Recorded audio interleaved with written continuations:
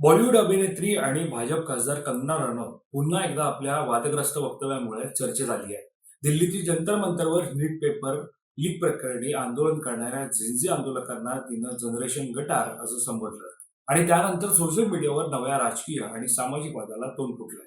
नेमकं काय घडलंय जाणून घेऊया त्या व्हिडिओच्या माध्यमातून. नमस्कार, मी वैभव पाटील. तुम्ही पाहतात आपलं महानगर लाईव्ह. दिल्लीतील जंतर मंतर येथे नीट यूजी 2026 परीक्षेतील अनियमितता आणि पेपर लीक विरोधात विद्यार्थ्यांनी आंदोलन सुरू केलं होतं. हे आंदोलन कॉक्रोच जनता पार्टी म्हणजे सीजेपी या संघटनेच्या नेतृत्वाखाली आंदोलन चाललं. जवळपास 36 दिवस हे आंदोलन सुरू होतं. या आंदोलनात मोठ्या प्रमाणावर तरुण तरुणी सहभागी झाले. घोषणाबाजी, भाषणं आणि सोशल मीडियासाठी बनवण्यात आलेले रील्स मोठ्या प्रमाणात व्हायरल झाले. काही व्हिडिओमध्ये आक्रमक भाषा आणि शिवीगाळ दिसत असल्याची चर्चा सुद्धा सोशल मीडियावर प्रचंड झाली. या व्हायरल व्हिडिओवरती कंगना रनौत हिनं आपली प्रतिक्रिया दिली आहे. यावेळी तिनं माझ्या आयुष्यात मी एकाच वेळी इतका गलिच्छपणा आणि उद्धटपणा पाहिलेला नाही. हे रील्स पाहून उलटी आल्यासारखं वाटतं. कंगनानं फक्त आंदोलनाच्या भाषेवर टीका केली नाही, तर सहभागी तरुण तरुणींच्या जीवनशैलीवर आणि त्यांच्या पालकांच्या संगोपनावरही प्रश्नचिन्ह उपस्थित केले. आधुनिक किंवा पाश्चात्य जीवनशैलीचं अनुकरण करणाऱ्या काही तरुण तरुणींना तिनं जनरेशन गटार असं म्हटलंय. खरं स्वातंत्र्य हे स्वतःच्या कर्तृत्वावर मिळवावं लागतं. पालकांच्या पैशांवर जगून जबाबदारी न स्वीकारता स्वातंत्र्याची भाषा करणं योग्य नाही, असंही कंगनानं म्हटलंय. त्याशिवाय आंदोलनातील तरुणांच्या भाषेवर आणि वर्तनावरही कंगनानं प्रश्न उपस्थित केलाय. या मुलांना जन्म देणारे आणि त्यांचे संगोपन करणारे कोण आहे, असा सवालही तिनं विचारलाय. सर्वात धक्कादायक बाब म्हणजे आंदोलनातील तरुण हिंदू तरुणींचं महिलांचं वर्तन. ज्या महिलांनी स्वतःच्या कष्टानं स्वातंत्र्य मिळवलेलं नाही, त्या केवळ स्वतंत्र करिअर करणाऱ्या महिलाच अनुकरण करू पाहतात. खऱ्या अर्थानं स्वतंत्र असलेल्या महिला बंडखोर निर्णय घेतात, ठाम मत मांडतात आणि करिअरमध्ये अनपेक्षित वळण स्वीकारतात. तसंच ते आपल्या कृतींची जबाबदारी घेतात, कारण त्यांना स्वतःच्या पायावर उभं राहायचं असतं आणि त्यांच्याकडे दुसरा पर्याय नसतो. त्या हे सर्व आपल्या पालकांच्या किंवा कुटुंबाच्या खर्चावर करत नाही. एकीकडे असं वक्तव्य करत असताना कंगना रनौतनं पाश्चात्य संस्कृतीचं अनुकरण करणाऱ्या भारतीय महिलांची एक नवी पिढी निर्माण झाली आहे, जिला मी जनरेशन गटारातील पिढी असं संबोधते. यातील काही कडं समाजाला किंवा व्यवस्थेला देण्यासाठी काहीच नाही. त्या अभ्यासातही हुशार नसतात आणि इतक्या कुंठित व भ्रष्ट मानसिकतेच्या असतात की त्या चांगली गृहिणी बनू शकत नाही. तरीही अंमली पदार्थ सेवन करणं, मद्यपान करणं किंवा अनेक पुरुषांशी शारीरिक संबंध ठेवणं यांसारख्या गोष्टींचं स्वातंत्र्य त्या अभिमानानं मिरवतात.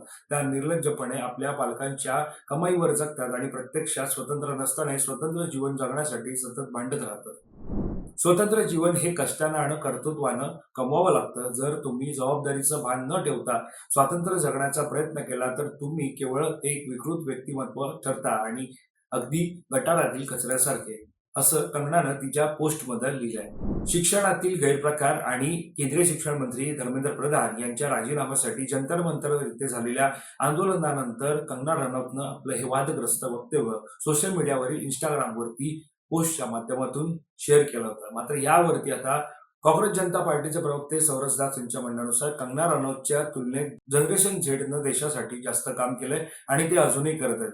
जनरेशन झेडनं लोकशाहीवरील जनतेचा विश्वास पुन्हा निर्माण केलाय. जी गोष्ट करण्यात स्वतः कंगना अपयशी ठरली, ती गोष्ट जेनझीनं करून दाखवली आहे. त्यामुळं या पिढीचं वर्णन करताना त्यांनी भान राखायला पाहिजे. कंगना रनौतच्या वक्तव्यावर प्रतिक्रिया देताना कॉक्रोच जनता पार्टीचे प्रवक्ते सौरभ दास यांनी तीव्र शब्दात नाराजी व्यक्त केली. याशिवाय तिच्या गांभीर्याचा अभाव आहे आणि तिचा स्वतःचा पक्षही तिला गांभीर्याने घेत नाही, असंही वक्तव्य सौरभ दास यांनी केलंय.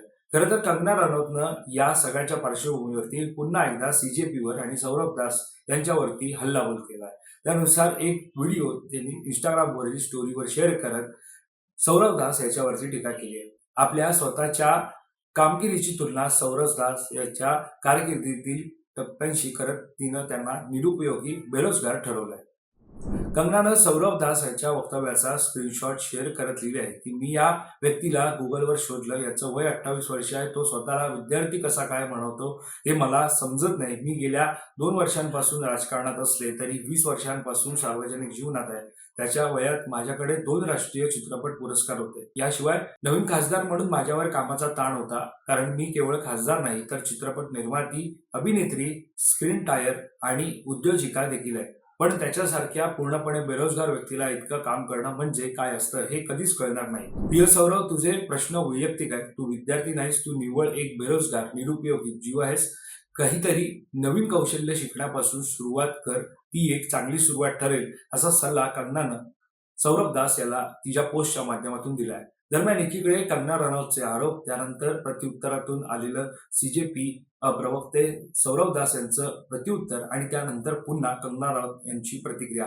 एकंदरीत आरोप प्रत्यारोपामध्ये झेंझीला जनरेशन गटार म्हणणं हे कंगना रनौतचं वक्तव्य तुम्हाला कसं वाटतं हे आम्हाला कमेंट करून नक्की कळवा. या संदर्भातली अधिकची माहिती जाणून घेण्यासाठी तुम्ही आपलं महानगर लाईव्हला सबस्क्राईब करायला विसरू नका. धन्यवाद.